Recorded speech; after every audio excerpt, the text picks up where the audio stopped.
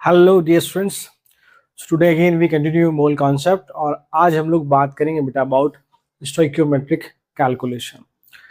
आप ही कह सकते हैं ये इस चैप्टर का सबसे इम्पोर्टेंट जो पार्ट है वो आपका है स्टोइकियोमेट्री, या इसे हम लोग स्टोइकियोमेट्रिक कैलकुलेशन भी बोलते हैं। तो इसको हम लोग दो तीन पार्ट में डिस्कस करेंगे। मैं आपको आइडिया दूंगा बेसिकली कि हम लोग क्या पढ़ने जा रहे हैं। तो देखिए एक बार, फर्स्ट ऑफ ऑल आप देखिए यहाँ पे एक वर्ड है stoichiometric. So what is the meaning of this one? तो पहली बात तो क्या है actually, we can say stoichiometry. Stoichiometry क्या होता है? Actually it involve stoichiometry involve calculation of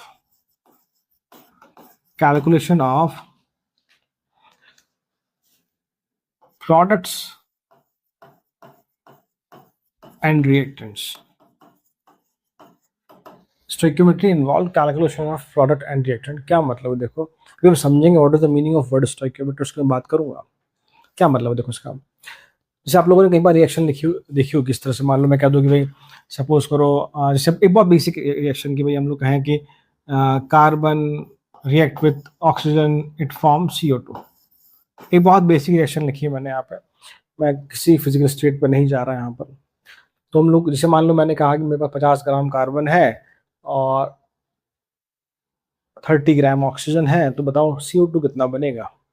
तो इस तरह के क्वेश्चन जहाँ पर हम लोग अमाउंट्स की बात करते हैं, जहाँ पर हम लोग मोल की बात करते हैं कि अगर ये इतना है तो वो कितना बनेगा, या ऑक्सीजन इतना ले तो कार्बन कितना कंज्यूम होगा, या कार्बन इतना है ऑक्सीजन इतना है तो CO2 कितना बनेगा in term of mole, in term of volume, अगर गैस है तो in term of mass.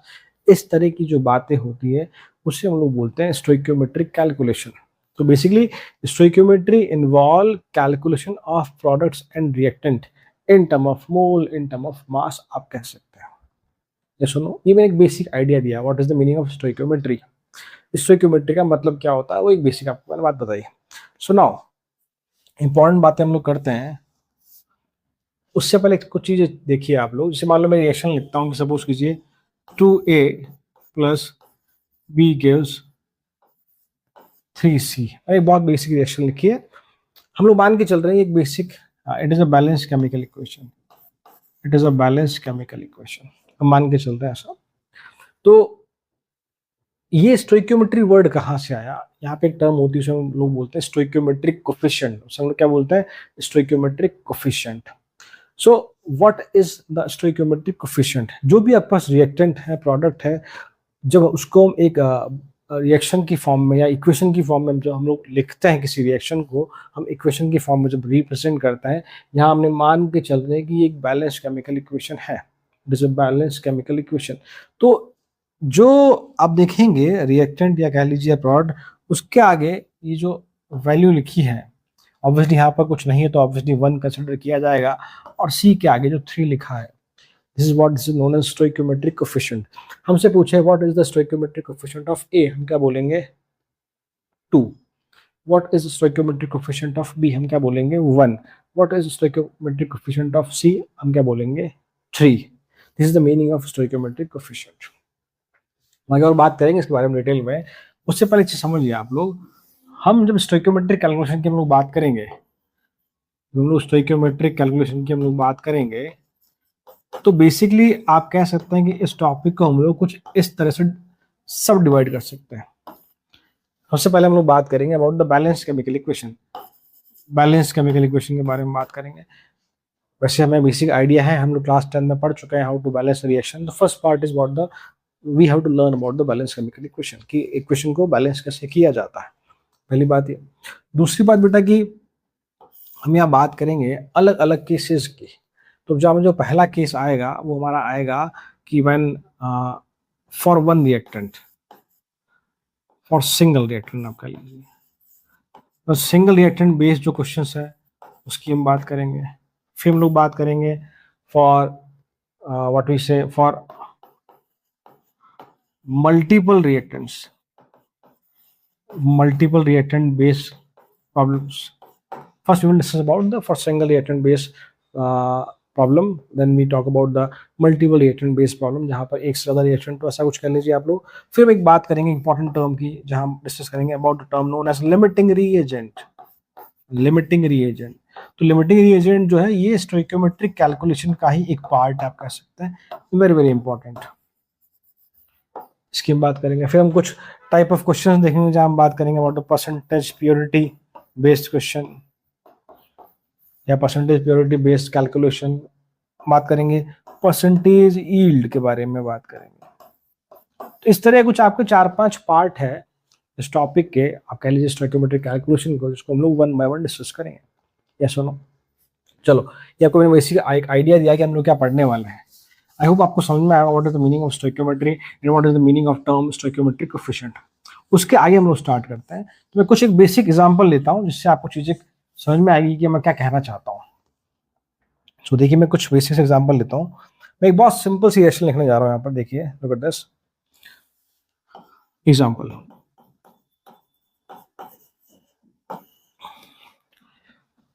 It is about combustion of methane. मैं साथ ही साथ आपको एक बेसिक आइडिया भी देता चलूंगा how to balance the reaction. Combustion of methane की बात करते हैं। ये सुनो, we know that methane is a gas, और हम जानते हैं कि जब भी किसी hydrocarbon, obviously methane is hydrocarbon, it is the composition of carbon and hydrogen. So CH4 इसका फॉर्मूला है। जब भी हम किसी हाइड्रोकार्बन का कंबशन करते हैं हमेशा फिक्स है CO2 and amount of water release, CO2 and amount of water release. तो जब आपको मैंने पहले ही बताया कि हम लिखते कैसे हैं इसको, CXHY is what a type of hydrocarbon, कुछ भी हो सकता है, हमारे यहाँ पे CH4 है, तो इट इज मतलब CH4। मैं ये बात इसलिए लिख रहा हूँ ताकि आपको बेसिक आइडिया मिल जाए how to balance the reaction. मैं इसके बारे में पहले बात कर चुका हूँ वैसे। Plus X + Y/4 O2।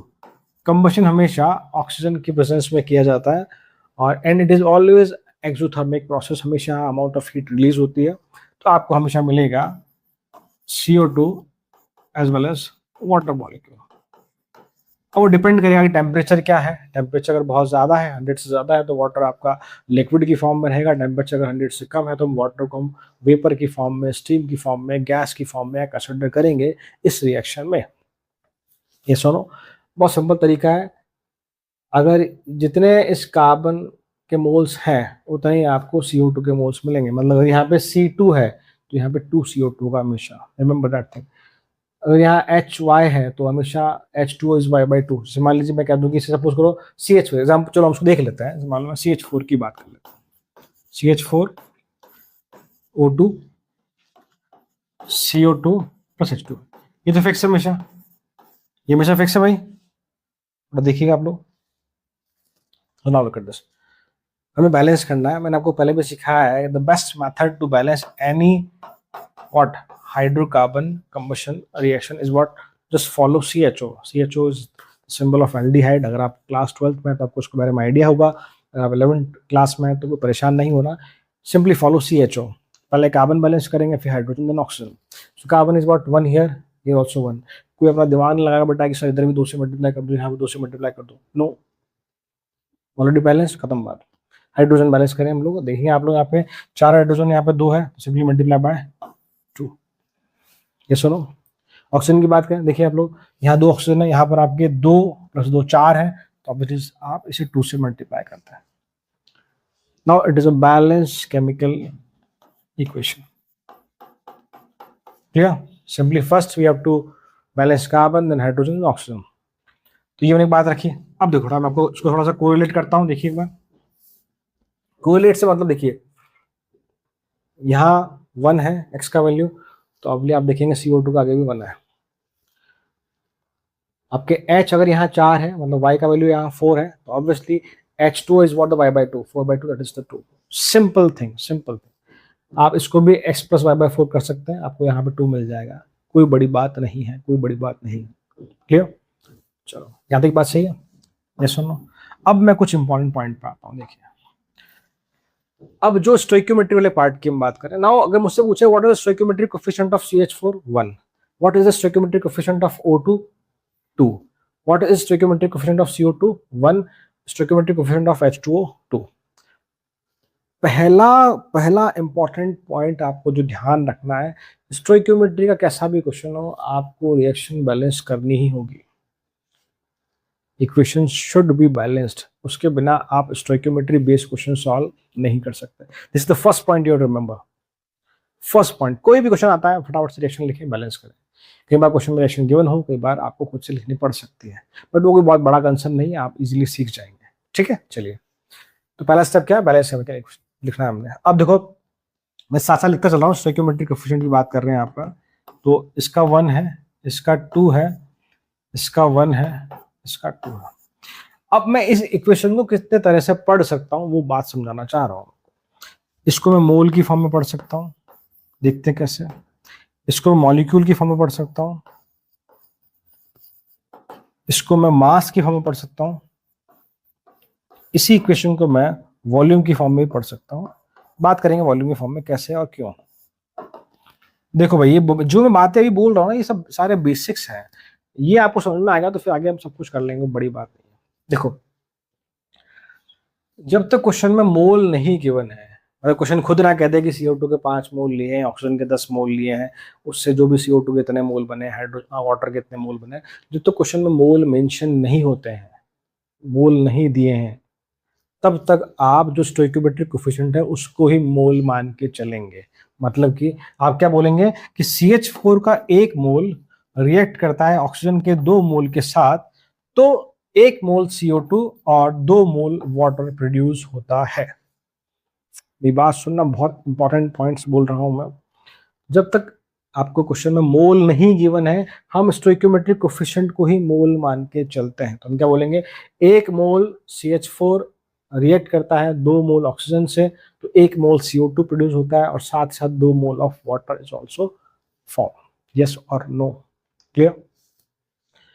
बात सुनाई। आप इस रिएक्शन को 4 से मल्टीप्लाई करें, 2 से मल्टीप्लाई करें, 6 से मल्टीप्लाई करें, 10 से मल्टीप्लाई करें, तब भी मोल का रेशियो 1:2:1:2 ही रहेगा। आप करके देख लें, आप 2 से मल्टीप्लाई करेंगे, मान लीजिए तो यहाँ पे कितना आ जाएगा, 2, यहाँ 4, यहाँ 2, यहाँ 4। कहने में आप बोल सकते हैं कि भाई 2 mole of CH4 react with 4 mole of O2 produces 2 mole of CO2 and 4 mole of water, बोल सकते हैं, आप कोई दिक्कत नहीं है। आप रेशियो निकालेंगे फिर से 1:2:1:2 ही आएगा, वो फिक्स है, because it is a balance reaction. यहाँ तक बात ठीक है। क्वेश्चन में बातें चल रही है मोल की फॉर्म में, तो मोल की फॉर्म पढ़ लेंगे इसको। क्वेश्चन में बातें चल रही है मॉलिक्यूल की फॉर्म में, तो कैसे कैसे पढ़ेंगे आप। एक मॉलिक्यूल CH4 का यदि 2 मॉलिक्यूल ऑक्सीजन से रिएक्ट करता है, तो 1 मॉलिक्यूल CO2 का बनाता है और साथ में 2 मॉलिक्यूल वाटर के बनाता है। आप इसे मॉलिक्यूल की फॉर्म में पढ़ सकते हैं, बशर्ते क्वेश्चन में जो बातें इंफॉर्मेशन दी गई है आपको वो मॉलिक्यूल की टर्म में बोली गई है, तो परेशान नहीं होना है। मास की फॉर्म में बहुत सिंपल सा है। CH4 कितना मास भाई, कितना मोलर मास, 16 ग्राम। ये सुनो, मतलब 16 ग्राम मीथेन जब रिएक्ट करता है 2 into 32 ग्राम ऑफ ऑक्सीजन, 2 से मल्टीप्लाई किया बेटा मैंने obviously, 16 gram of methane react with it is 64 gram of oxygen, it produce 44 gram of CO2। आप निकालेंगे, इसका मास 44 ग्राम आएगा, and 2 into 18 that is 36 gram of water। I repeat, मास की फॉर्म में कैसे पढ़ेंगे। मान लो क्वेश्चन में बोला गया कि CH4 मीथेन इतना ग्राम है, बताओ वो कितना ग्राम बनेगा, तो हम क्या करेंगे, हम मास की बात करेंगे। क्वेश्चन में बोला गया कि मान लो CH4 10 मोल है, बताओ CO2 कितने मोल बनेंगे, तो हम मोल की टर्म में बात करेंगे। ये सब बातें मैं लिख रहा हूँ, बट सबसे इंपॉर्टेंट चीज क्या है बेटा, क्वेश्चन आपसे किस तरह से चीजें पूछ रहा है, आपको वो चीज ध्यान रखनी। फिर से देखिएगा भाई, 1 mole 16 gram, 12 + 4 16 gram, 2 into 32 64 gram oxygen से रिएक्ट कर रहा है 16 ग्राम मीथेन, तो it produce 44 gram of CO2 as well as 36 gram of water. Yes और नो, क्लियर? हम यहाँ वॉल्यूम की टर्म में बात कर सकते हैं। हम मान लेते हैं कि भाई ऑब्वियस CH4 तो मानने की जरूरत नहीं है, मीथेन गैस होती है, ऑक्सीजन आपकी गैस है, CO2 आपका गैस है। हम मान के चल रहे हैं कि टेम्परेचर 100 डिग्री से कम है, तो वाटर भी आपको गैसियस या वेपर फॉर्म में मिलेगा, तो ऑब्वियसली आप इनका गैस लिख सकते हैं। और जब गैस की बात होती है तो हम डेफिनेटली वॉल्यूम की बात भी करते हैं। साथ ही क्वेश्चन में बोल दे भाई कि सब रिएक्शन जो हो रही है एसटीपी एनटीपी हो रही है, सॉरी एसटीपी पे हो रही है, एनटीपी की हम बात नहीं करते। तो रिएक्शन यहाँ पे एसटीपी पे हो रही है, इट मीन्स क्या बोलेंगे हम लोग, एक मोल मतलब कि 22.4 लीटर। यू नो भाई एक मोल का वॉल्यूम कितना होता है, 22.4 लीटर। ध्यान रखना क्वेश्चन में बोला नहीं है उसने कि कितने मोल है, हम तो स्टोइकियोमेट्रिक कोफिशिएंट को ही मोल मान के चल रहे हैं। मैंने को पहले ही बताया, जब तक क्वेश्चन में खुद नहीं बोल दे कि इसके कितने मोल है, तो जो स्टोइकियोमेट्रिक कोफिशिएंट है उसको ही मोल मान के चलना है। तो एक mole molar volume 22.4 litre, 2 mole molar volume double, that is 44.8 litre. ऐसे लिखते हैं इसको हम लोग, क्या सुनो, again CO2 1 mole 22.4 litre. I hope आपको पता है कि मैं 22.4 क्यों यूज कर पा रहा हूँ। मान के चल रहे हैं क्वेश्चन में कहने की बात रखी गई है कि चीजें सारी एसटीपी पे हो रही हैं। और यहां आप लिखेंगे 2 इंटू 22.4 लीटर ऑफ वाटर। तो मैं कैसे पढ़ सकता हूँ, देखो उसको मैं कैसे पढ़ सकता हूँ, मैं पढ़ सकता हूँ कि 22.4 लीटर CH4 यदि 2 इंटू 22.4 मतलब कि 44.8 लीटर ऑक्सीजन से रिएक्ट करता है, तो it produce 22.4 litre of CO2 and 2 into 22.4 liter of water. That is what 44.8 liter of water. So I hope ये कुछ इंपॉर्टेंट कन्वर्जन्स हैं जो मैं ध्यान रखने। कन्वर्जन से मतलब मेरा, आप कह लीजिए कि अलग अलग फॉर्म में कैसे आप इसको रिप्रेजेंट कर सकते हैं इक्वेशन को, या लिख सकते हैं। यस और नो, यस और नो। चलो मैं एक और इक्वेशन लिखता हूँ यहाँ पर, आपको फिर चीजें थोड़ी सी और क्लियर होंगी। सो एक बार चाहे उसको उतार लीजिए, फटाफट हम बात करते हैं।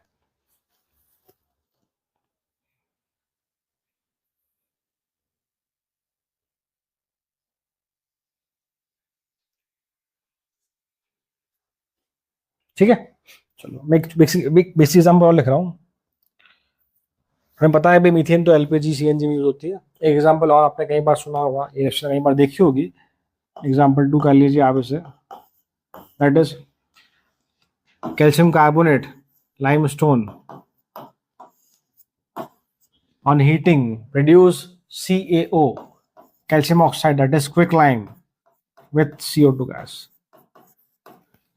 वो जानते हैं ये, आप सीमेंट इंडस्ट्री में आपको पता है इसका इंपॉर्टेंस, इसका यूज है। सो इट इज लाइमस्टोन, ये क्विक लाइम बना, साथ में CO2 गैस रिलीज हुई है, एंड हम देखेंगे तो ये ऑलरेडी एक बैलेंस रिएक्शन है। It is already a balance chemical equation. तो पहला काम तो बैलेंस करना। एक कैल्शियम इधर है, एक ही कैल्शियम यहाँ पर है, आपके 3 ऑक्सीजन है, तो 1 + 2 3 ऑक्सीजन है, एक कार्बन है, एक कार्बन, तो already it is the balance reaction. ठीक है, तो अब मैं क्या लिखता हूँ, देखो। सो पहली बात तो लिखता हूँ कि भाई मोल के टर्म में अगर बात करूँ मैं तो क्या लिखता हूँ, हाँ स्टोइकियोमेट्रिक कोएफिशिएंट आप देखेंगे तीनों का 1:1:1 ही है। तो मोल भी कितना होगा भाई, इसका 1 मोल है तो टूटने पे इसका 1 मोल बनेगा और इसका 1 मोल बनेगा। ये सुनो स्टोइकियोमेट्रिक कोएफिशिएंट के हिसाब से। मान लो क्वेश्चन में कहता है कि CaCO3 10 मोल है, मान लो कह दे, सपोज करो ये 10 मोल है, तो ये भी 10 मोल बनेगा, ये भी 10 मोल बनेगा, क्योंकि यहाँ तो रेशियो 1:1:1 का है। मैं इस बात पर वापस दोबारा आऊंगा, फिर आप छोड़ दो, आप फिलहाल 1:1 वाली पार्ट पे रहो, मैं उसको आपको फिर और बेटर तरीके से समझाऊंगा। क्लियर? अगर मैं मास की फॉर्म में लिखूं भाई, तो मैं क्या लिखता हूँ, अगर आप इसका मोलर मास निकालेंगे तो calcium 40, carbon 12, oxygen 16 × 3 48 + 12 + 40 that is what 100 ग्राम। मतलब 100 ग्राम CaCO3 को जब हम हीट करते हैं, it produce 56 gram of calcium oxide and 44 gram of CO2। यहाँ आप लोग लॉ ऑफ कंजर्वेशन भी लगा सकते हैं। लेफ्ट साइड में अगर 100 ग्राम है तो राइट साइड में भी 100 ग्राम ही है। जोड़ के देखिए 56 + 44, law of conservation of mass. Clear? अति बात सही है, कसते हैं हम लोग। वॉल्यूम की टर्म में अगर मैं बात करना चाहूँ यहाँ पर, तो मैं ऑब्वियसली बात है वॉल्यूम की बात करूंगा तो सिर्फ और सिर्फ CO2 गैस की ही बात करूंगा। सिर्फ और सिर्फ CO2 गैस के लिए ही मैं वॉल्यूम की बात कर सकता हूँ, बिकॉज ये दोनों आपके सॉलिड है। ठीक है, एक एग्जांपल और लिखते हैं हम लोग, बेसिक समझ लीजिए। पोटेशियम क्लोरेट, इसको जब आप तोड़ते हैं तो क्या बनता है, देखिए बेटा, KCl प्लस आपका, तो ऑब्वियसली इसे हमें बैलेंस करना होगा। तो अब देखेंगे ऑक्सीजन की हम बात करें पोटेशियम दोनों तो बराबर है, क्लोरीन दोनों तो बराबर है, एक पोटेशियम एक क्लोरीन, ऑक्सीजन बैलेंस नहीं है, तो यहाँ 3 है, वहाँ 2 ऑक्सीजन है। तो अब 3 को आप 2 डायरेक्टली बना नहीं सकते, बेटर है कि आप 3 को ऐसा नंबर बनाइए जो 2 भी बन जाए। मतलब 3 को हम 6 बना दें तो 2 भी 6 बन जाएगा। 3 को 6 कैसे बनाओगे आप? 2 से मल्टीप्लाई कर दो तो 2 3 6 ऑक्सीजन एटम, और इसको आप कह दो कि भाई 3 से मल्टीप्लाई कर दो, तो यहाँ भी 6 और यहाँ भी 6, बैलेंस हो गया। आप ऐसे भी कर सकते हैं, आपकी इच्छा नहीं सर मैं तो ऐसे नहीं करूंगा, मैं तो ऐसे करूंगा, यहाँ तो इसको 1 ही रहने दो, तो 3/2 कर दो, ये भी कोई दिक्कत नहीं है। अब देखिए 3 है यहाँ भी कितना, 3/2 × 2 अगेन 3 है। वो आपकी इच्छा है, जैसा पढ़ना चाहे उससे कोई फर्क नहीं पड़ता, but reaction should be balance. तो ये एक बैलेंस केमिकल इक्वेशन है। ठीक है भाई, क्योंकि अभी हम लोग बेसिक लेवल पे हैं, तो मैं फिलहाल क्या कर रहा हूँ कि मैं इसको जो है इस तरह से लिख रहा हूँ। कोशिश करेंगे हम लोग इनिशियली हम लोग फ्रैक्शन वाले पार्ट पे ना जाए, डेसिमल वाले पार्ट पे ना जाए। क्लियर? आप चाहें तो इसे 2 से मल्टीप्लाई कर लें, तो ये 2 से मल्टीप्लाई कर तो कितना जाएगा? इट इज व्हाट 4 KClO3, ये आपका 2 KCl, ये आपका 6O2, ये भी बैलेंस इक्वेशन है। ये सुनो, तो आप रेशियो निकालेंगे तो 2:1:3 है, यहाँ भी 2:1:3 ही आएगा। क्लियर? तो ऐसे हम बातें लिख सकते हैं कुछ। ठीक है, ये सुनो। चलो मैं अब एक इंपॉर्टेंट पॉइंट लिखने जा रहा हूँ, बहुत इंपॉर्टेंट पॉइंट है जो आपको बहुत जगह हेल्प करेगा, बहुत जगह हेल्प करेगा, देखना भी है ना, लिखना वेरी वेरी इंपॉर्टेंट। कैसे? मैं फिर से मीथेन एग्जांपल ही लेता हूँ, आप लोग पहले देख चुके हैं इसलिए ताकि कुछ नया ना लगे आपको। मीथेन का कंबशन की हम बात कर रहे हैं, plus O2 gas gives CO2 gas with, मैं इसको वेपर की फॉर्म में लेके चल रहा हूँ, मैं मान के चल रहा हूँ टेम्परेचर जो है वो 100 डिग्री से ज़्यादा है। तो कार्बन बैलेंस है आपका, हाइड्रोजन की हम बात करें, हाइड्रोजन बैलेंस है यहाँ पर 2 × 4 और ये 4। ठीक है भैया, आई होप यही होना चाहिए। ठीक है बेटा, तो अब एक इंपॉर्टेंट पॉइंट क्या है? इंपॉर्टेंट पॉइंट ये है कि कोरिलेशन बिटवीन मोल्स, वॉल्यूम, मास, उनको आपस में भी हम कोरिलेट कर सकते हैं। कैसे? मतलब मैं लिख सकता हूँ यहाँ पर, पहला मान लो मैं फर्स्ट लिख रहा हूँ, मैं लिख सकता हूँ यहाँ पर कि मास 16 ग्राम, 16 ग्राम मीथेन यदि 2 मोल ऑक्सीजन से रिएक्ट करता है तो वो बनाता है 44 ग्राम CO2 and 2 × 22.4 litre of water. हम मान के चल रहे हैं कि STP पे है। तो देखो, यहाँ मैंने मास की बात करी, यहाँ मोल की बात करी, यहाँ मास की बात करी, यहाँ वॉल्यूम की बात करी, मतलब मास, मोल, वॉल्यूम को आप आपस में कोरिलेट कर सकते हो, कोई प्रॉब्लम बात नहीं है। क्वेश्चन में ऐसा आता है, actually reason is what, question में ऐसा आता है कि भाई मान लीजिए 50 ग्राम है, तो बताओ H2O कितना लीटर बनेगा? तो या तो मास दिया है, वॉल्यूम पूछ लिया, तो आप स्टोइकियोमेट्री में मास और वॉल्यूम को आपस में कोरिलेट कर सकते हैं, कोई दिक्कत वाली बात नहीं है। क्लियर? इसको आप ऐसे लिख सकते हो भाई कि 1 मोल इसका 1 मोल इसके 2 × 32 ग्राम से रिएक्ट करता है, और 1 मोल CO2 और साथ में 2 × 18 ग्राम ऑफ वाटर प्रोड्यूस करता है। कोई दिक्कत नहीं। मान लो क्वेश्चन में CH4 का मोल दिया है और पूछा है बताओ ऑक्सीजन कितना चाहिए, कितना चाहिए मतलब कितना मास है, तो यहाँ मोल और मास की बात हो रही है, तो कोई दिक्कत ही नहीं है। तो आप डायरेक्टली मोल और मास लिख सकते हैं, कोई दिक्कत नहीं है। आपस में आप मोल को, मास को, वॉल्यूम को आपस में किसी भी तरह से कोरिलेट कर सकते हैं, कोई प्रॉब्लम वाली बात नहीं है। एक और तरीका, आप मान लो हम वॉल्यूम की बात करें, मान लो मैंने कहा कि 1 मोल है तो 22.4 लीटर इसका रिएक्ट कर रहा है इसके 2 × 22.4 लीटर से, और प्रोड्यूस कर रहा है इसका और इससे 44 ग्राम, और इसका प्रोड्यूस कर रहा है आपका 2 मोल ऑफ वाटर। मेरे कहने का सिंपल सा मतलब है कि आप ऐसे भी पढ़ सकते हैं कि 22.4 लीटर मीथेन 2 मोल ऑक्सीजन से रिएक्ट कर रहा है और 1 मोल CO2 बना रहा है और 2 मोल वाटर बना रहा है। आपकी जैसी इच्छाओं से पढ़े, क्वेश्चन में आपको किसी भी तरह से पूछ सकता है, परेशान नहीं होना है। तो फिर से कौन, 1 मोल CH4 रिएक्ट कर रहा है 2 × 22.4 लीटर ऑफ ऑक्सीजन के साथ, 44 ग्राम CO2 बना रहा है, साथ ही साथ बना रहा है 2 × 20.4 litre of CO2 gas, sorry H2O in the form of vapour या H2O गैस। आई होप ये पॉइंट क्लियर है कि हम आपस में चीज़ों को कोरिलेट कर सकते हैं, कोई दिक्कत नहीं होनी चाहिए आपको यहाँ पर।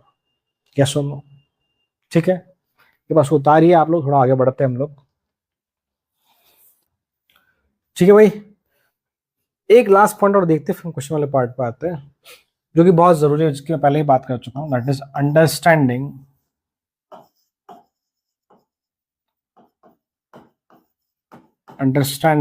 Unitary method. यूनिटरी मैथड थोड़ा इसके बारे में देखते हैं, फिर क्वेश्चन पे आते हैं। से मान लो मैंने लिखा कि एक एक्शन लिखी 2a gives b plus 3c, और ये अपनी एक बैलेंस केमिकल इक्वेशन है। ठीक है, सो देखिए बेटा, यहां से मुझे बहुत क्लियर दिख रही, कुछ बातें दिख रही है कि यदि ये a के 2 मोल है, मैं हिंदी में लिख रहा हूं, तो b का 1 मोल बनेगा, क्योंकि मैंने कहा कि जब तक क्वेश्चन में मोल नहीं गिवन है, जो स्टोइकियोमेट्रिक कोएफिशिएंट होता है वही आपका मोल होता है। उसी प्रकार से यदि इसके 2 मोल हैं ए के, तो सी के आपके 3 मोल बनेंगे। बोलो हाँ या ना। ये जो बातें मैंने लिखी है सिर्फ और सिर्फ स्टोइकियोमेट्रिक कोएफिशिएंट के हिसाब से लिखी है। भाई स्टोइकियोमेट्रिक 2 है, 1 है, 3 है, तो इसके यदि 2 मोल है तो बी का 1 मोल बनेगा, और इसके 2 मोल तो सी का 3 मोल बनेगा। ठीक है, कोई दिक्कत नहीं। नाउ इफ, यदि मान लो क्वेश्चन में कह दे कि if 5 moles of A are taken, then how many moles of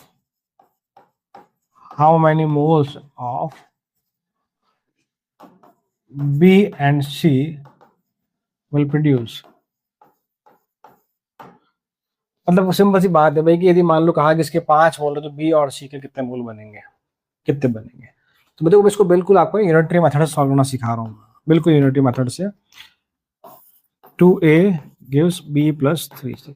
पहला काम बैलेंस रिएक्शन लिखना, ऑब्वियसली इसको बैलेंस ही मानेंगे, बिकॉज यहाँ पे कार्बन ऑप्शन दिख नहीं रहे हमें कि बैलेंस करें, already is a balance chemical equation.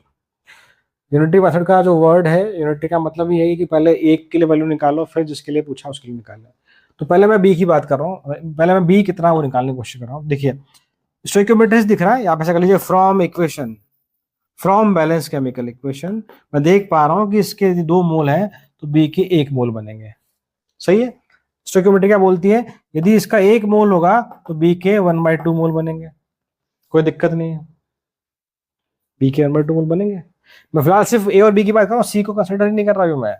2 है तो इसका 1 बनेगा, तो इसका 1 है तो 1/2 बनेगा। क्वेश्चन में कितना बोला भैया, ए 5 है, तो यदि ये 5 है बेटा, तो ये कितना बनेगा, 1/2 × 5, that is 2.5 mole of B will produce. तो बी कितने मोल बनेंगे भाई, 2.5। थोड़ी मैथ्स लगाओ, 2 है तो 1 बन रहा, आधा बन रहा ना, यहाँ 2 है तभी तो 1 बन रहा है, 2:1 है, तो ये 2 है तो ये 1 है, तो जो ये होगा उसका आधा ही होगा। तो अपने 5 लिया तो ये 1 बन गया, 5 का आधा मतलब 2.5 बन गया। या मैं 10 लेता तो ये 5 बनता, या मैं 100 लेता तो 50 बनता। हम डायरेक्टली स्टोइकियोमेट्री से भी कर सकते हैं, पर ठीक है फिलहाल अभी हम चीज सीख रहे हैं, इसलिए हम लोग स्टेप बाय स्टेप कर रहे हैं। यही दो फिर से मैं कर रहा हूँ बात, 2a b प्लस 3c। हमें दिख रहा है कि यदि 2 है तो ये c के 3 बनेंगे, तो आप क्या करेंगे, 1 का निकाल लीजिए, 1 कितना बनेगा, ये c 3/2 बनेगा। क्वेश्चन में कितना a है, 5 है, तो यदि 5 मोल है तो ये आपका 3/2 × 5, और ये निकल के आएगा आपका 7.5 mole of C will produce when 5 mole of A are taken, 5 mole of A are taken। तो मैंने क्या देखा, सब जगह मैंने पहले वो 1 की वैल्यू निकाली है, जिसकी पूछी उससे मल्टीप्लाई कर दी। इसी को बोलते हैं यूनिटरी मेथड, इसी को बोलते हैं यूनिटरी मेथड। Clear clear. अब इसी यूनिटरी मेथड की हेल्प से हम एक बात और लिख सकते हैं। हम वो बात ये लिख सकते हैं कि मान लो मैं यही लिखना चाहूँ उसको ट्रिक की फॉर्म में, तो आपका लिखते हैं moles of A upon stoichiometric coefficient equal to moles of B upon stoichiometric coefficient, moles of C upon stoichiometric coefficient 3। ये ट्रिक है आपकी, डायरेक्ट कर सकते हैं इससे आप direct, this is the trick.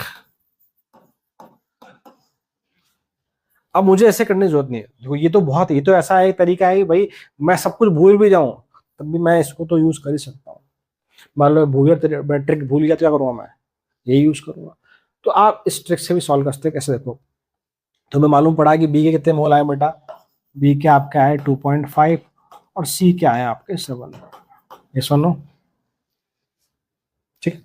थोड़ा सुन, यहाँ इस ट्रिक को लाकर देखते हैं। ट्रिक क्या है भाई कि भाई चूंकि यहाँ पर 3 है तो ए के मोल बाय स्टोइकियोमेट्रिक कोफिशिएंट, बी के मोल बाय स्टोइकियोमेट्रिक कोफिशिएंट, सी के मोल बाय स्टोइकियोमेट्रिक कोफिशिएंट। चलो देखो, मैं पहले इसकी बात कर लेता हूँ। तो n of A upon 2 equal to n of B upon 1। हमें बी के मोल निकालने हैं। मान लो क्वेश्चन में आपको ए के मोल दिए कितने हैं 5, तो 5/2 इसके आपको निकालना है बाय 1, तो it is n of B कितना 2.5। बोलो हाँ या ना, सही है। सिमिलरली अगर मुझे सी के मोल निकालने, क्या करूंगा मैं, n of A by 2 equal to n of C by 3। चूंकि हम लोग यही क्यों यूज कर रहे हैं, हमें भाई ए के मोल पता है इसलिए मैं दोनों को आपस में कोरिलेट कर रहा हूँ। खैर अब मैंने बी के मोल निकाले तो आप n of B upon 1 equal to n of C upon 3 भी कर सकते हो, कोई दिक्कत नहीं। तो देखिए भाई ए के मोल कितने बेटा 5/2, सी के मोल कितने आपके पास वो निकालना है। मोल ऑफ सी स्टोइकियोमेट्री कितना है 3, तो 5 3 15/2 it is again it is 7.5। Clear, ये सुनो, यस और नो, ठीक है। तो आप इस वाले पार्ट को यूज कर सकते हो। तो अब मैं आ रहा हूं बेटा, जो आपने देखा होगा कि यहाँ पर देख रहे हो कि ये क्या आपका इस क्वेश्चन में आपको सिंगल रिएक्टेंट दिया होगा। तो आप ऐसा कह सकते हैं कि हम लोग केस 1 की बात कर रहे हैं। Case 1 that is single reactant based question, single reactant based problems. तो जो मैंने पिछला क्वेश्चन किया आप वो इसी कैटेगरी का था। मैं एक क्वेश्चन और लिखता हूं। On heating 50 gram of calcium carbonate, how much volume of CO2 produced at STP? बहुत बेसिक क्वेश्चन है कि on heating 50 gram of CaCO3 how much volume of CO2 produced at STP? ठीक है, देखो भाई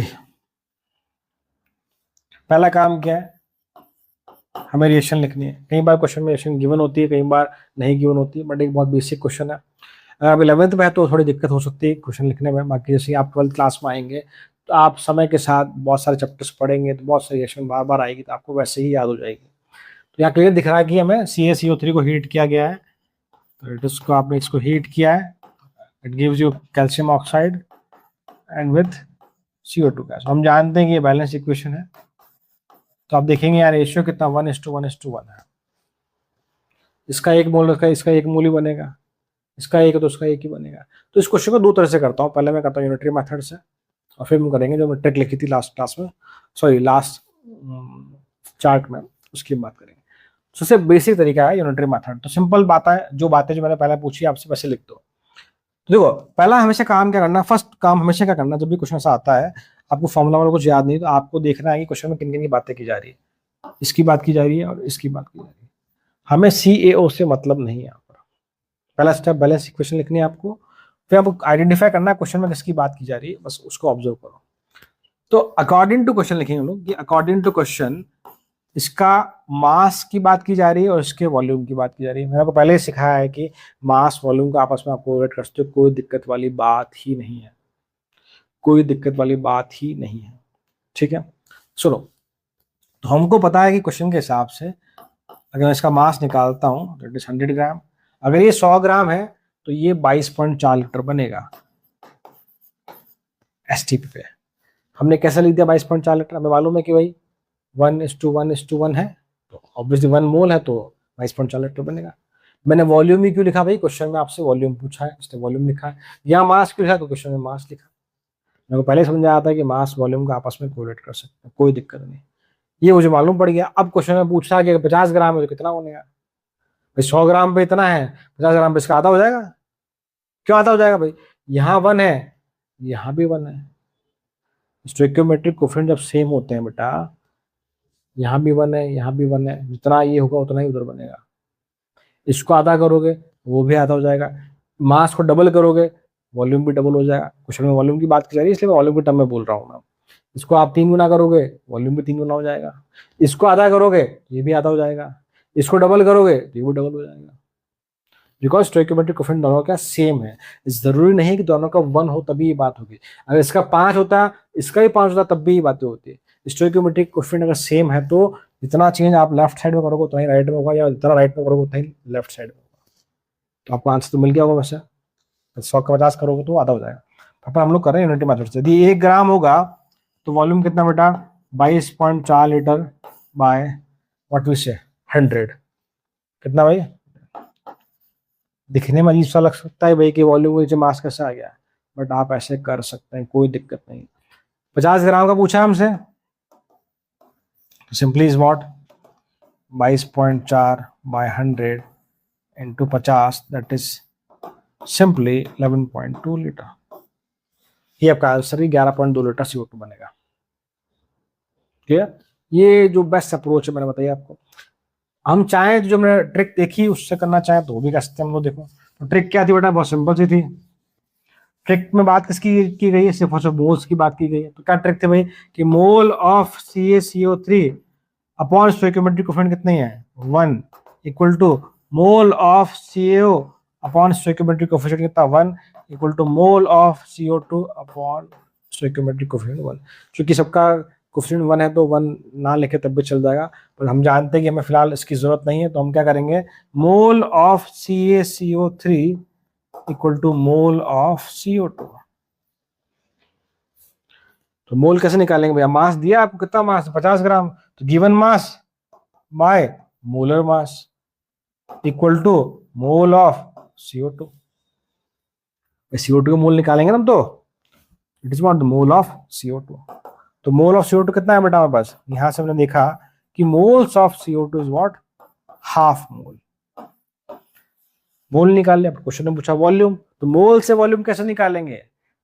मल्टीप्लाई बाय 22.4 लीटर, क्योंकि question में बोला गया है STP। So what? So now volume of CO2 at STP is simply what?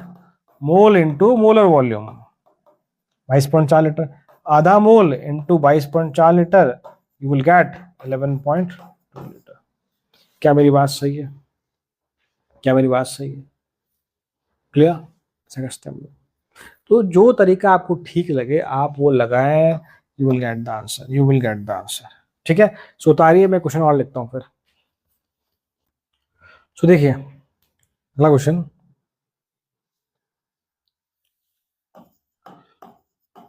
How much N2 is produced on heating 70 gram of ammonia as per the reaction.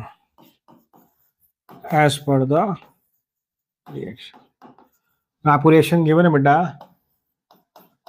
2NH3 is N2 plus 3H2।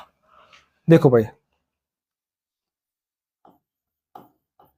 Solution फिर से आप देखेंगे, अब एक ही reactant है, अगर हम लोग केस 1 पढ़ रहे हैं। सो आपसे पूछा है भाई कि यदि ये 17 ग्राम है तो N2 कितना प्रोड्यूस होगा? N2 कितना प्रोड्यूस होगा? ठीक है, तो मैं जो ट्रिक वाला पार्ट है जो उसको यूज करने की कोशिश करता हूं। देखिए तो it is what simply mole of NH3 upon stoichiometric coefficient equal to mole of N2 upon stoichiometric coefficient. हम H2 की बात नहीं कर रहे हैं, मैंने आपको सिखाया पहले भी कि क्वेश्चन में जिसकी बात की जाए आप सिर्फ उस पर फोकस रखें। क्वेश्चन में NH3 की बात कर रहा है और N2 की बात कर रहा है, आप देखेंगे वैसे रिएक्शन बैलेंस है पहले से ही, तो कोई दिक्कत वाली बात नहीं है। ठीक है, simply mole of NH3 given mass और मोलर मास। कितना मास गिवन है भाई? NH3 का कितना मास है बेटा आपके पास? हमें N2 का पूछा तो पहले हम N2 का मोल निकाल लेंगे, मोल से मास निकाल लेंगे। तो NH3 के मोल कितने बेटा, देखिए मोल of NH3 is what, simply given mass 17 bye molar mass. NH3 का मोलर मास कितना होता है भाई, कितना मोलर मास NH3 का यहाँ पे 17, कितना बेटा 17, कितना है 1। क्या बात सही है? ध्यान रखिए मोलर मास में कभी 2 से मल्टीप्लाई नहीं करना नीचे, remember that thing. Molar mass पूछा उसने आपसे, तो जो है उसी का वैल्यू पुट करना, ऐसा नहीं कि नीचे आप कर दो 2 इंटू 17 कर दो आप, नो। इसको आगे हम क्रॉस वेरीफाई भी करेंगे, जो मैं बात बोल रहा हूँ उसको हम क्रॉस वेरीफाई भी करेंगे, देखते हैं ना, ठीक है। तो ये कितना, एक मोल है तो 1/2, so 1/2 equal to mole of N, मतलब N2 के मेरे पास आधे मोल आ गए। तो मैं मास ऑफ N2 निकालना चाहूँ, मतलब उनसे मास ही पूछा है, so mass of N2 is what, simply mole of N2 into molar mass. तो कितना भाई मोल, हाफ मोल इंटू कितना मास है N2 का, मोलर मास था 28, so it is what, simply we can say 14 gram. So answer is what, 14 gram, answer is what 14 gram, clear? ये सुनो, इसको बार हम सेकंड तरीके से करते हैं, जो मेरा बेस्ट अप्रोच है यूनिटरी मेथड, उससे हम करने की कोशिश करते हैं। देखो, सो आंसर इज व्हाट 14 ग्राम, याद रखना इसको। तो देखो भाई, हमसे यूनिटरी मेथड में क्या होता है भाई कि फर्स्ट अकॉर्डिंग टू क्वेश्चन हमें पता है कि 2 इंटू 17 ग्राम, क्वेश्चन में इसके मास की बात की गई है 17 ग्राम, मैंने मास ही लिखा है, और N2 का मास पूछा तो ये आपका 28 ग्राम अकॉर्डिंग टू क्वेश्चन। दोनों जगह मास की बात की गई है, मैंने मास पुट कर दिया। क्वेश्चन के हिसाब से दिख रहा है कि 2 मोल है, तो 2 इंटू 17 ग्राम, तो ये 1 मोल बनेगा 28 ग्राम। H2 की बात नहीं की तो मैंने भी उसके बारे में बात नहीं करी, मुझे भी उससे लेना देना नहीं है, clear? Unitary method, simple best approach. 1 ग्राम के लिए निकाल लो बेटा पहले, तो 1 ग्राम अगर ये है तो N2 कितना आपका 28/2 इंटू 17, क्लियर? हम जानते हैं क्वेश्चन में NH3 कितना आपका 17 ग्राम है, तो for 17 gram we simply say it is 28/2 into 17 into 17, we will get 14 ग्राम। तो आप देखेंगे जो पिछला वाला मेथड था और ये मेथड, दोनों से आपका आंसर सेम, क्लियर? तो जो बेस्ट अप्रोच आपको लगती है आप यूज कर सकते हैं, ठीक है? मैं क्वेश्चन और लिखता हूं, देखो, देखिए, calculate amount of residue obtained on heating 138 gram of Ag2CO3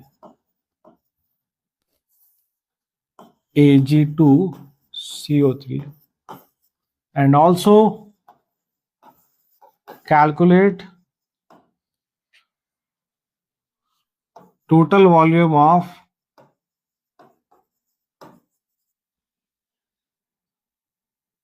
gases evolved at STP। ये क्वेश्चन पूछा गया हमसे कॉम्पिटिटिव एग्जाम्स में। देखो भाई, calculate amount of residue obtained on heating 138 gram of Ag2CO3 similar carbonate and also calculate total volume of gases evolved। मतलब कि दो बातें करी, तो पहले रेजिड्यू का अमाउंट निकालना है आपको, और साथ में जो गैसेस इवोल्व हो रही हैं, जो गैसेस रिलीज हो रही है, उनका वॉल्यूम भी आपको कैलकुलेट करना है STP पर। पहली बात, यहाँ पर रिएक्शन नहीं गिवन है, आपको रिएक्शन पता होनी चाहिए। देखिए पर रिएक्शन क्या है, Ag2CO3। मैं फिर से कह रहा हूँ कि भाई परेशान नहीं होना बेटा कि सर हमने तो पढ़ी नहीं, कैसे लिख रहे हो आप। अगर आप 11th क्लास में तो आपका डाउट हो सकता है, बाकी मैंने बताया आपको, जैसे जैसे आप आगे बढ़ेंगे आप बहुत तरह के रिएक्शंस देखेंगे अलग अलग ब्लॉक्स में, अलग अलग चैप्टर्स में, तो आपको आइडिया मिल जाएगा। सो हम तोड़ेंगे बेटा, तो it is what Ag plus CO2 plus O2 gas आपका, CO2 गैस, Ag सॉलिड, और ये आपका silver carbonate. This Ag solid, ये आपका रेजिड्यू है, ये आपका प्रेसिपिटेट है। इसको हम हीट करते हैं तो सिल्वर का आपको प्रेसिपिटेट या रेजिड्यू मिलता है। उसके वेट की बात कर रहा है, उसके अमाउंट की बात कर रहा है पहला क्वेश्चन तो ये। तो हमारा पहला फर्ज बनता है कि हम लोग क्या करेंगे, इसको बैलेंस करेंगे। सो 2 सिल्वर 2 सिल्वर, कार्बन की बात करें 1 है, ऑक्सीजन की बात करें यहाँ 2 है, तो यहाँ आपका सही है भाई। देखो 2 सिल्वर 2 सिल्वर, ठीक है बेटा, 1 कार्बन 1 कार्बन, वेरी गुड।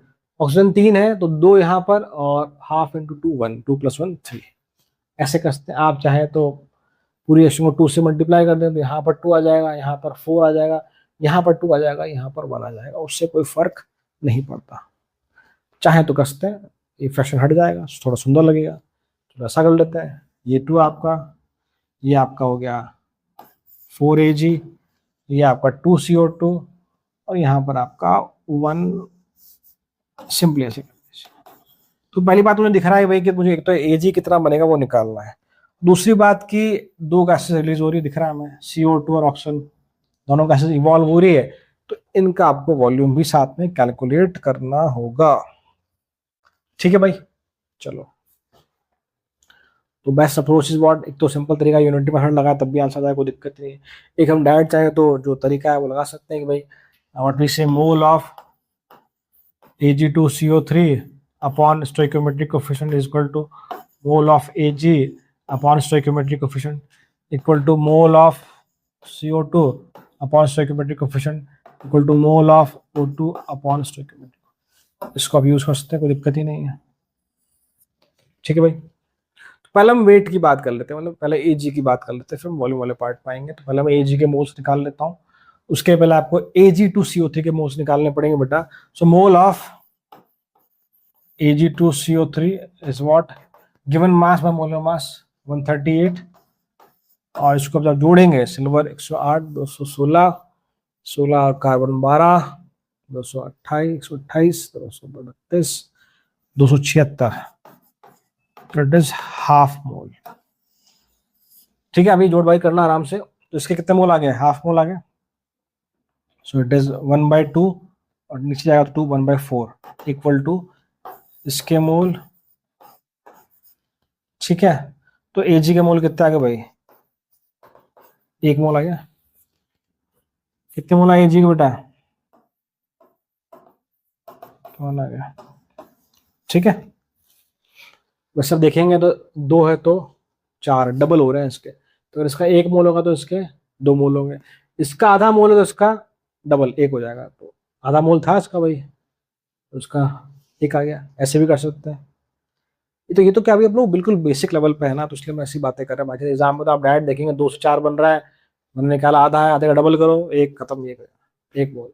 1 मोल का मास कितना होता है, स्मॉल इंटू मोलर मास से मल्टीप्लाई करना, 108 ग्राम, खत्म बात। यस और नो। तो सिल्वर का मास कितना गया, 108 ग्राम। क्लियर, मैं यहाँ तक छोड़ रहा हूँ इसको, मैं आता हूँ CO2 वाले पार्ट थोड़ा सा ना, देखिए। सो लाओ CO2 की बात कर लें। देखो वैसे डायरेक्ट भी हंसते, देखो यहाँ से अगर इसका आधा मोल है, 2 मोल है, इसके 2 मोल बन रहे हैं, तो यदि इसका आधा मोल है तो CO2 आधा मोल ही बनेगा, स्टोइकियोमेट्री सेम है। ऐसे कर लिया। इसका 2 है तो इसका 1 बन रहा है, आधा हो रहा है, तो यदि इसका आधा है तो इसका 1/4 बनेगा।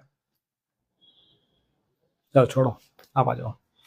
सो second one is what, mole of Ag2CO3 by 2 equal to mole of CO2 by 2 से 2 कट गया, दोनों के मोल बराबर। तो इसका यदि आधा मोल है तो CO2 का भी कितना मोल होगा, कितना भाई, हाफ मोल बनेगा। ये आधा पता नहीं कहाँ से, ये आधा वैल्यू कहाँ से आया, मोल ऑफ Ag2CO3 कितना है, हाफ मोल है। ठीक है, मैं फिर से बोलूंगा रिएक्शन बैलेंस होना बहुत जरूरी है। सिमिलरली देखो, अब हमें O2 का निकालना वैल्यू, तो mole of Ag2CO3 upon stoichiometric coefficient equal to mole of O2 upon stoichiometric coefficient 1। तो इसका हाफ मोल है, तो हाफ 1/4 हो गया, ये मोल ऑफ O2, तो कितने मोल आ गया, 1/4 आ गया। तो CO2 का आधा मोल और इसका 1/4 मोल आ गया। क्या ये बात सही है? आप डायरेक्ट दो, थोड़ा सोचो बेटा। देखो स्टोइकियोमेट्री दोनों की सेम है, तो जितने मोल इसके होंगे उतने ही मोल CO2 के होंगे। क्लियर, Ag2CO3 की बात कर रहे हैं और O2 की बात कर रहे हैं। स्टोइकियोमेट्री देखेंगे, यहाँ पर 2 है, यहाँ पर 1 है, जितना ये बनेगा उसका आधा वो बनेगा। अगर इसके 4 मोल है तो इसके 2 मोल, इसके 1 मोल तो इसका आधा मोल, इसका आधा मोल तो इसका 1/4 मोल, तो यही आया 1/4। सो टोटल मोल की मैं बात करूं यहां पर, so total mole is what 1/2 plus 1/4, ठीक है। ये हम टोटल मोल्स क्वेश्चन में बोला है कि total volume of gases evolve, evolve मतलब कि ब्रॉड साइड में देखना मुझे, पहली बात तो ये है। सिर्फ गैस की बात कर रहा है तो दोनों गैस है, सिल्वर आपका गैस नहीं होता, ठीक है। तो 3/4 मोल आ गए total volume. So volume, total volume of gases occupied या गैसेस इवॉल्व, ऐसा लिखना आप लोग, total volume of gases evolve is what volume moles into 22.4 litre, ये करते हैं ना एसटीपी पे, मोल इनटू मोलर वॉल्यूम। तो कितना आ जाएगा भाई ये 3 इंटू 5.6 आ जाएगा आपका, सुनो। तो it is nearly I think 16.8 something कुछ आना चाहिए, आप सॉल्व करना, ठीक बेटा। ये हमारा क्वेश्चन, ठीक है। ये बात समझ नहीं मेरी, तो इस तरह क्वेश्चन आपसे पूछ सकता है। सुतारी है, फिर आगे बात करते हैं हम लोग। देखिए भाई एक क्वेश्चन और देखिए। So what weight of calcium bicarbonate, what weight of calcium bicarbonate is heated to produce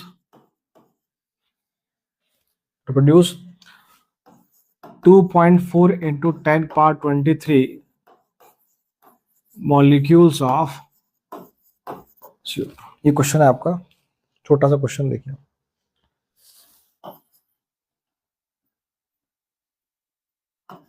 देखिए भाई, what weight of calcium bicarbonate is heated to produce this number of molecule of CO2। आपसे इसका wait पूछा है, आपसे इसका wait पूछा है।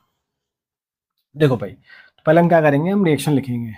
तो ये कैल्शियम बाइकार्बोनेट आपका, जिसको हम हीट करते हैं, it gives you calcium carbonate with CO2 and with H2O, ठीक है भाई। और बैलेंस करके देखें इसे, कैल्शियम 1 है, वहां भी 1 है भाई, CO3 1 CO3, कार्बन 2 है बेटा, यहाँ भी 2 हो गए, ठीक है भाई, 3 2 5 6 ऑक्सीजन, 6 हाइड्रोजन 2 है, ठीक है, बैलेंस्ड बताइए। तो बहुत सिंपल हो गया, सब जगह स्टोइकियोमेट्रिक कोएफिशिएंट बना गया। तो इसका मोल, उसका मोल, इसका मोल, सबके मोल बराबर हो गए। तो हमें देखो क्वेश्चन में बातें की गई, एक तो इसका पूछा आपसे मास, और इसके आपको मॉलिक्यूल्स गिवन है, ये सुनो। तो क्वेश्चन में CO2 और कैल्शियम बाइकार्बोनेट से ही हमें मतलब, बाकी से हमें कोई लेना देना नहीं है। तो सिंपल सा लॉजिक कि moles of calcium bicarbonate upon stoichiometric coefficient 1 equal to mole of CO2 by stoichiometric coefficient, मतलब दोनों के मोल्स बराबर कर लो। तो क्या करेंगे, हम CO2 का मोल निकालेंगे, उससे इसके मोल आ जाएंगे, फिर इसको उसके मोलर मास से मल्टीप्लाई करेंगे, will get the answer. So mole of CO2 is what, आपको नंबर ऑफ मॉलिक्यूल गिवन है, तो आप सिंपली क्या करेंगे, आप एवोगाड्रो नंबर से डिवाइड कर देंगे। कितने मॉलिक्यूल गिवन, 2.4 इंटू 10⁻23। हम जानते हैं नंबर ऑफ मॉलिक्यूल्स गिवन हो तो मोल कैसे निकालते हैं, number of molecules divide by Avogadro number, that is 6.02 into 10⁻23। मैंने आपको पहले बताया था हम अप्रोक्सीमेशन में 6 यूज कर सकते हैं। सो 10⁻23 से 23 कट गया आपका, इट इज 0.4 मोल। इसका मतलब क्या है, CO2 कितने मोल आए, 0.4। यदि इसका 1 मोल है तो इसका भी 1 मोल ही चाहिए होगा, तो उसके 0.4 है, तो इसका मतलब कि मोल ऑफ कैल्शियम बाइकार्बोनेट कितने आपके बेटा, ये भी आपके 0.4 आ गया। अब मास के लिए क्या करेंगे हम लोग, अगर मुझे इसका मास निकालना है, मास ऑफ कैल्शियम बाइकार्बोनेट, तो हम सिंपली क्या करेंगे बेटा, मोल इंटू मोलर मास, तो मोल इंटू मोलर मास।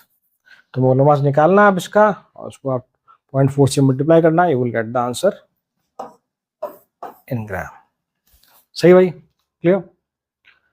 मोलर मास निकालने बेटा, कैल्शियम कितना 40, हाइड्रोजन का 1, कार्बन का 12, 3 इंटू 16 48, तो इसको 2 से मल्टीप्लाई करेंगे पूरे को, तो जोड़ देंगे, you will get the answer. Clear? तो ये हमने बात करी टाइप 1 केस 1 क्वेश्चन, जहां हमारे पास हमेशा एक ही रिएक्टेंट था। अब हम बात करते हैं केस 2 की, जहां पर हमारे पास 2 रिएक्टेंट्स होंगे। ठीक है, देखिए। So now we talk about the case number 2। Case 2 देखिए। सो केस 2,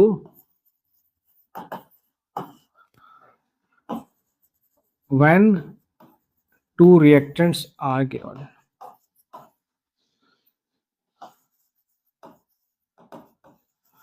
दो रिएक्टेंट गिवन हो और एक का इंफॉर्मेशन गिवन हो और दूसरे का इंफॉर्मेशन पूछे आपसे, इसमें कौन सा केस है?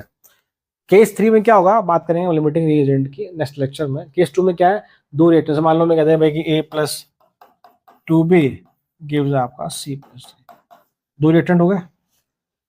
दो रिएक्टेंट में से एक का इंफॉर्मेशन गिवन हो, एक का इंफॉर्मेशन पूछे, इसका कुछ वैल्यू गिवन हो, इसका कुछ पूछ ले, that type of question is there. आप इसका सभी कहते हैं भैया एसिड प्लस बेस रिएक्शन जो होती है, acid plus base always gives salt plus water. तो हो सकता है आपको बेस का इंफॉर्मेशन गिवन हो, एसिड का कुछ पूछ ले, बेस का मास गिवन हो, एसिड का वॉल्यूम पूछ ले, मास पूछ ले, कुछ पूछ ले, मोल पूछ ले, ऐसा कुछ। आई होप आपको कुछ पॉइंट समझ में आया होगा। देखिए, सो छोटा क्वेश्चन लिखते हैं हम लोग। How much H2SO4 is required to neutralize, how much H2SO4 is required to neutralize 23 gram of KOH solution। भाई कितना H2SO4 रिक्वायर्ड है कि 23 ग्राम KOH को न्यूट्रलाइज कर सके? ऑब्वियसली ये आपका एसिड है, ये आपका बेस है। Acid base reaction are known as neutralisation reaction, जो भी मैंने लिखी थी ना, एसिड प्लस बेस के सॉल्ट प्लस वाटर, चूंकि वहाँ वाटर फॉर्म हो रहा है, such reactions are known as neutralisation reactions.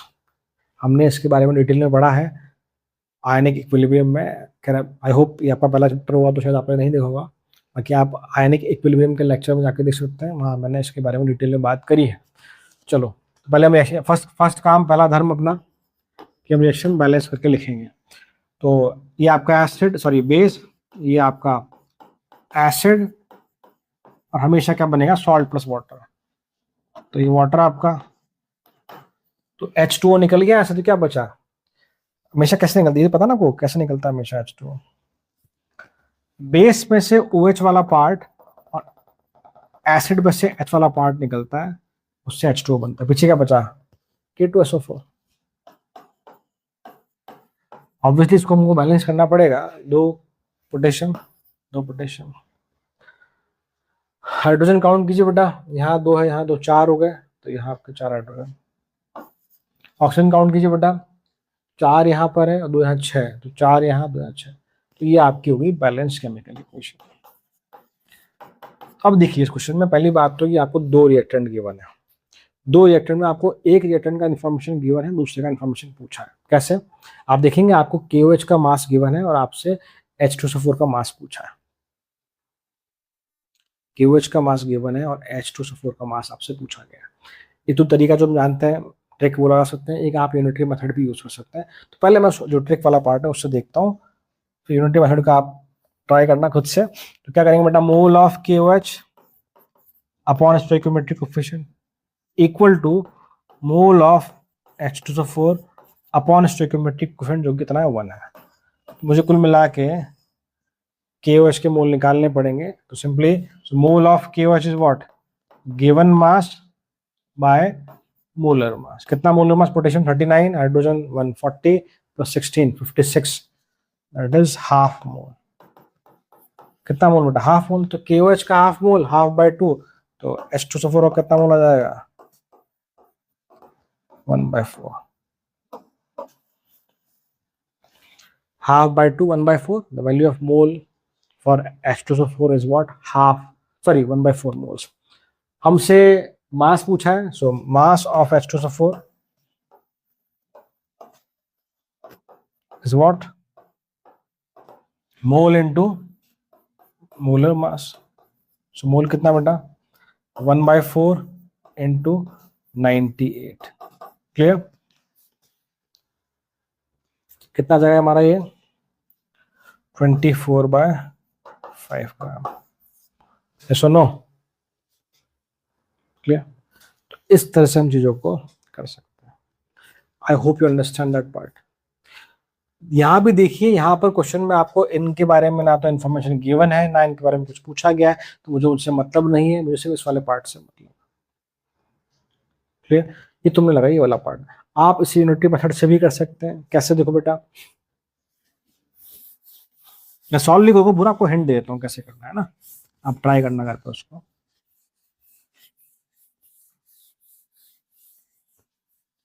देखो बेटा, so what we do according to question, ये अपना तरीका भी चला। तो इसके मास और इसके मास की बात हो तो क्वेश्चन में दिख रहा है कि 2 इंटू 56 ग्राम, इसका मास निकालेंगे, H2SO4 का निकालेंगे 98 ग्राम। मतलब कि अगर ये 2 इंटू 56 ग्राम है तो आपको 98 ग्राम H2SO4 चाहिए बैलेंस केमिकल इक्वेशन के हिसाब से। 2 मोल है तो 1 मोल चाहिए, 1 मोल का आपका मोलर मास, 2 का आपका ये मास। ठीक है, क्वेश्चन में पता है कि 23 ग्राम KOH है तो ये कितना चाहिए। तो सिंपल तरीका है भाई, 1 ग्राम का निकालो पहले, कितना बेटा, 98/2 इंटू 56। हमसे पूछा कि यदि 23 ग्राम है तो कितना H2SO4, तो क्या करेंगे, 98 इंटू 23/2 इंटू 56, तो ये आपका 2, तो 98/4, again the same value, that is what, 24.5 ग्राम। जो आपको सिंपल लगे, जो आपको इजी लगे, वो अप्रोच आप यूज कर सकते हैं। क्लियर, सो उतारिए, हम एक क्वेश्चन और देखते हैं। देखिए next question, so calculate mass of oxygen required to burn completely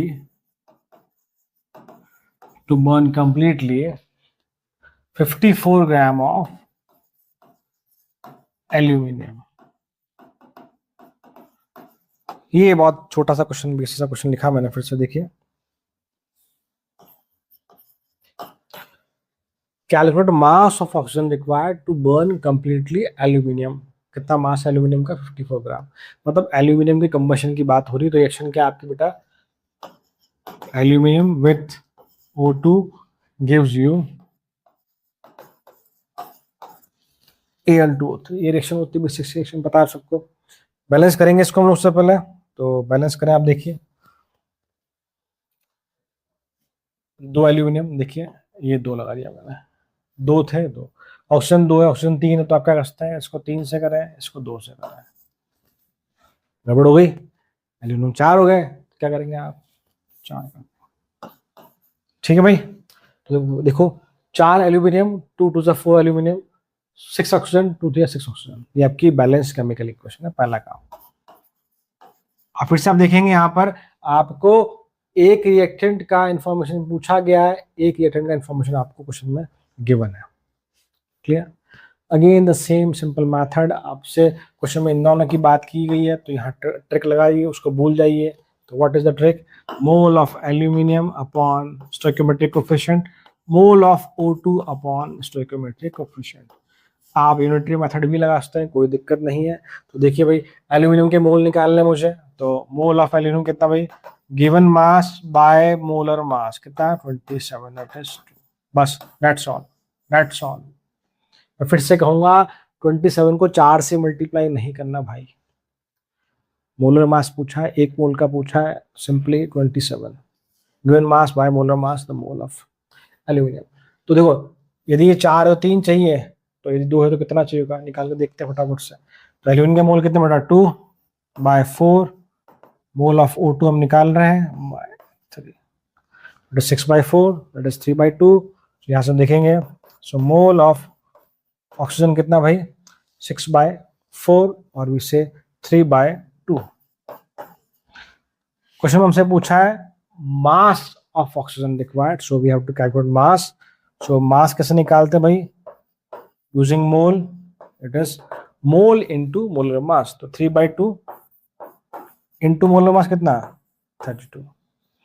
तो इट इज 16 इज 48 ग्राम, मतलब कि 48 ग्राम आपको ऑक्सीजन चाहिए।